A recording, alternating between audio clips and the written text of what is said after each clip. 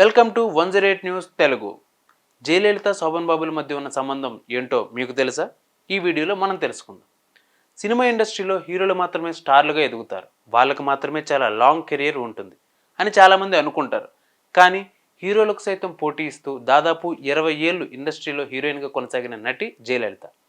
తెలుగు, తమిళ భాషల్లో సినిమాలు చేస్తూ తనకంటూ ఒక ప్రత్యేకమైన స్థానాన్ని, ఇమేజ్ను ఏర్పరచుకుంది. అయితే జయలలిత కెరియర్లో ఒక మిస్టరీ అనేది అలాగే ఉండిపోయింది. అదే శోభన్ బాబు గారు. శోభన్ బాబుకి జయలలితకి మధ్య ఉన్న సంబంధం ఏంటి అనేది ఇప్పటి వరకు ఎవరు క్లారిటీగా చెప్పలేకపోయారు.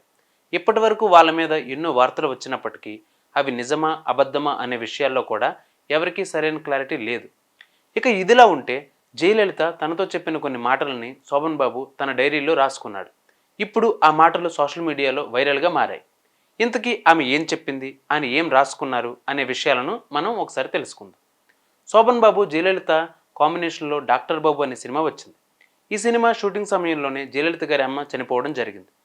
చిన్నప్పటి నుంచి ఎన్నో ఇబ్బందులు పడుతూ ఎదుర్కొంటూ పెరిగిన జయలలితకి అమ్మ తప్ప మరో తోడు లేదు. దాంతో తాను ఒంటరి అయిపోయిన ఫీలింగ్లో ఉండేది. ఇక ఆ సమయంలోనే షూటింగ్ స్పాట్లో కూడా తను ఎప్పుడూ డల్గా ఉండేది. అది గమనించిన శోభన్ బాబు గారు ఆమెతో చాలా క్లోజ్గా మాట్లాడుతూ జోకులు వేస్తూ ఆమెను నవ్వించే ప్రయత్నం చేసేవాడు. అలా తనని ఆ బాధ నుంచి బయటపడేసి తను సినిమాల మీద మళ్ళీ ఫోకస్ పెట్టేలా చేశాడు. అందుకే శోభన్ బాబు అంటే జయలలితకి అమితమైన ఇష్టం ఉండేది.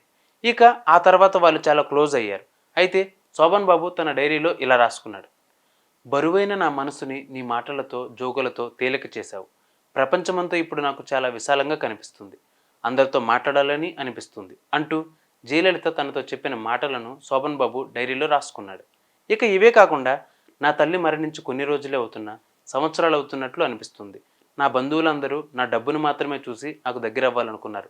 కానీ మీరు మాత్రం నా బాధను అర్థం చేసుకుని నన్ను మళ్ళీ మామూలు మనిషిని చేశారు అని జయలలిత చెప్పిన మాటలను శోభన్ బాబు తన డైరీలో రాసుకోవడం విశేషం.